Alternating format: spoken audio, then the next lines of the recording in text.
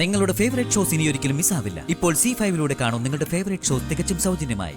സത്യസന്ധതയുടെയും മാന്യതയുടെയും കുപ്പായമണിഞ്ഞ വിദ്യാഭ്യാസ വകുപ്പ് മന്ത്രി പ്രതാപ വർമ്മയുടെ അഴിമതിയുടെ മുഖം കണ്ടു ഞെട്ടി കേരള സമൂഹം.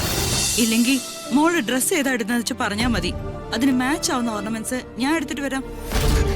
ഏയ് വേണ്ട ചെറിയമ്മ, ആവശ്യത്തിനുള്ള ആഭരണങ്ങളൊക്കെ ഞാൻ എടുത്തിട്ടുണ്ട്.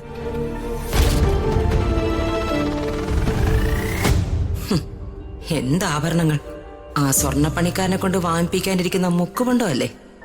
നിനക്കുള്ളത് ഞാൻ തരുന്നുണ്ട് ഋതുമോളെ.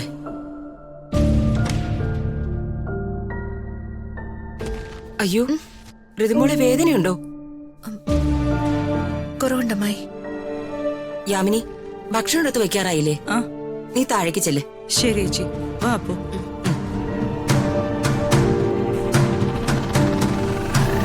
എന്താ രാജു, ഋതുമോളുടെ കയ്യില് വിളക്ക് വീണപ്പോ വേദനിച്ചത് രാജുവിന്റെ ഹൃദയത്തിലാണെന്ന് തോന്നുന്നല്ലോ.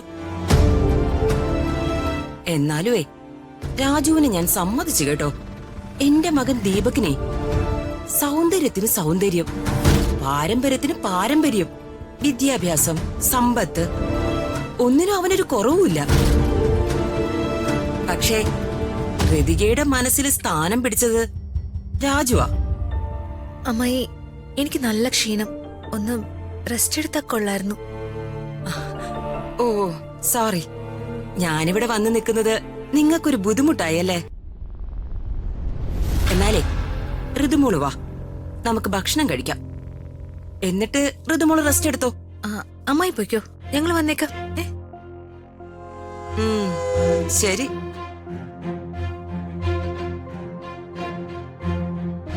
രാജു വാ, നമുക്ക് ഭക്ഷണം കഴിക്കാം. എനിക്കിപ്പോ വേണ്ട ഋതിക മാഡം. വർമ്മ സാർ ഉണ്ടാവില്ല അവിടെ. ഞാനിപ്പോ അങ്ങോട്ട് വന്നാ അത് ശരിയാവില്ല. മാഡം പോയി കഴിച്ചോ. ഏയ്, അതെങ്ങനെ ശരിയാവും? രാജു വരുന്നില്ലെങ്കിൽ ഞാനും ഇല്ല. എന്തിനാ മാഡം ഇങ്ങനെ വാശി പിടിക്കുന്നത്? അറിഞ്ഞുകൊണ്ട് ഒരു പ്രശ്നം ഉണ്ടാക്കണോ? എന്ത് പ്രശ്നം? ഭക്ഷണം കഴിക്കാൻ രാജു ചെന്നില്ലെങ്കിൽ അത് അച്ഛന് ഇൻസൾട്ടായി ഫീൽ ചെയ്ത് ചിലപ്പോ അതിനാവും അച്ഛൻ പ്രശ്നം ഉണ്ടാക്കുക. ശരി മാഡം, ഞാൻ വരാം. Good by.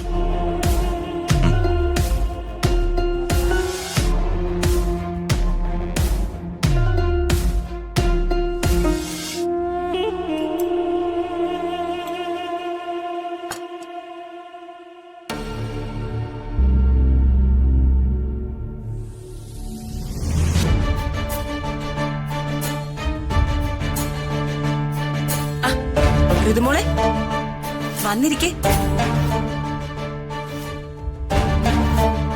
രാജു വാ.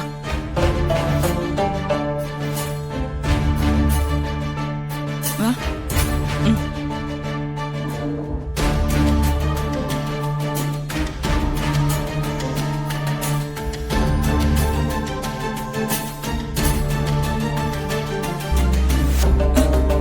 രാജു, രാജു വന്നിരിക്കേ.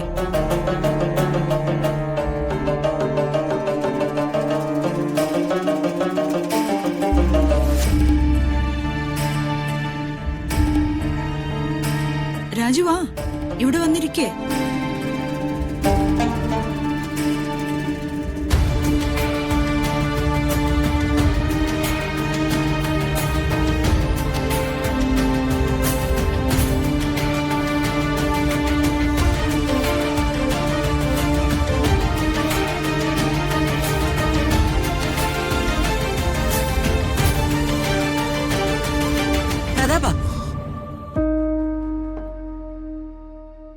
വിളമ്പി വെച്ച ആഹാരത്തിന് മുന്നിൽ നിന്ന് എഴുന്നേറ്റ് പോകുന്നതേ ദൈവനന്ദയാ.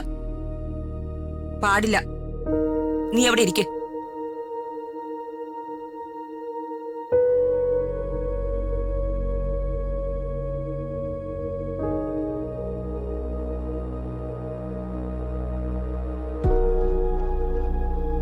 രാജു, നീ ഈ കുടുംബത്തിലെ അതിഥിയാ. അതിഥിയെ ദൈവതുല്യരായി കാണുന്നൊരു സംസ്കാരമാ ഞങ്ങളുടെ ഈ കുടുംബത്തിനുള്ളത്.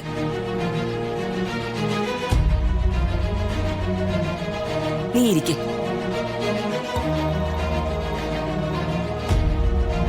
നീയേ ഈ വീട്ടിലെ ജോലിക്കാരനല്ല, ബന്ധുവാ, അതിഥിയാ.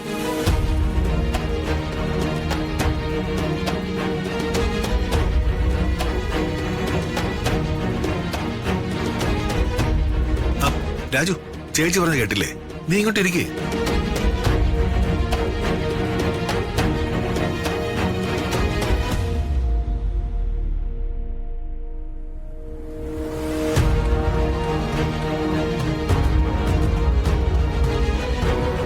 രാജു, പുതിയ ജോലിക്ക് എന്തെങ്കിലും ശ്രമിക്കുന്നുണ്ടോ? ആ ഉണ്ട് ശേഖരൻ സാറേ. ജോലിക്ക് ഒഴിവുള്ളിടത്തൊക്കെ ആപ്ലിക്കേഷൻ കൊടുത്തു. എക്സ്പോർട്ടിംഗ് കമ്പനി നടത്തുന്ന ഈപ്പച്ച മുതലാളി അടുത്ത ദിവസം ചെന്ന് നേരിട്ട് കാണാൻ പറഞ്ഞിട്ടുണ്ട്.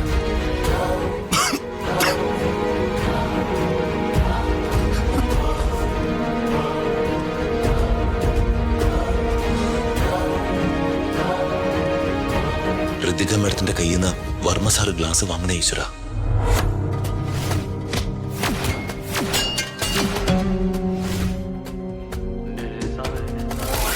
അച്ഛൻ രാജുവിന്റെ കയ്യിൽ നിന്ന് വെള്ളം വാങ്ങണേ.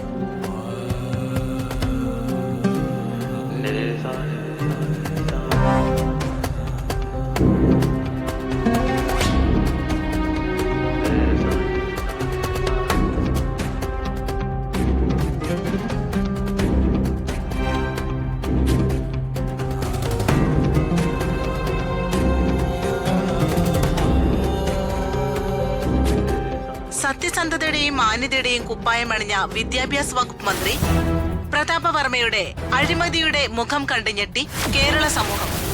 നിർമ്മാണ പിഴവിലും നടത്തിപ്പിന്റെ അനാസ്ഥയിലും കഴിഞ്ഞ കുറെ കൊല്ലങ്ങളായി അടച്ചു കിടന്നിരുന്ന വ്യവസായ പ്രമുഖന്റെ വിദ്യാഭ്യാസ സ്ഥാപനത്തിന് പച്ചക്കൊടി കാണിച്ച് വിദ്യാഭ്യാസ വകുപ്പ് മന്ത്രി.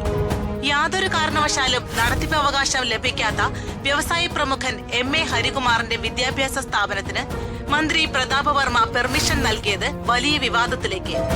ഇപ്പോൾ തന്നെ ഈ വിഷയം സമൂഹ മാധ്യമങ്ങളിൽ വലിയ ചർച്ചയിലേക്ക് നീങ്ങിക്കൊണ്ടിരിക്കുകയാണ്. മന്ത്രിയുടെ ഈ നീക്കത്തിനെതിരെ ശക്തമായി രംഗത്ത് വന്നിരിക്കുകയാണ് പ്രതിപക്ഷം ഉൾപ്പെടെയുള്ള എതിർ പാർട്ടികൾ. കണ്ടു സാർ, ഞാൻ എന്ത് പറയാനാ സാർ? എന്നെ കുറിച്ച് സാറിന് അറിയാവുന്നല്ലേ? സോറി സാർ, സാറിനോട് ഒരു തർക്കത്തിനും ഞാനില്ല. എല്ലാം സാർ തീരുമാനിക്കുന്ന പോലെ. എന്താ പ്രതാപ, എന്താ CM പറഞ്ഞേ? എന്റെ പേരിൽ ഇതുവരെ നടന്നിട്ടില്ലാത്ത ഒരു പുതിയ ആരോപണം.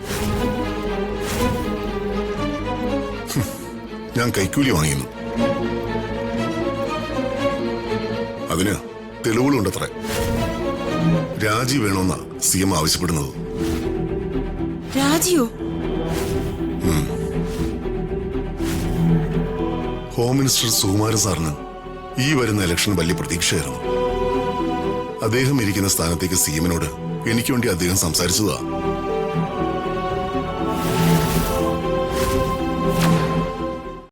ഡൗൺലോഡ് ചെയ്യൂ C5 ആപ്പ്. കാണൂ എല്ലാ എപ്പിസോഡുകളും സൗജന്യമായി.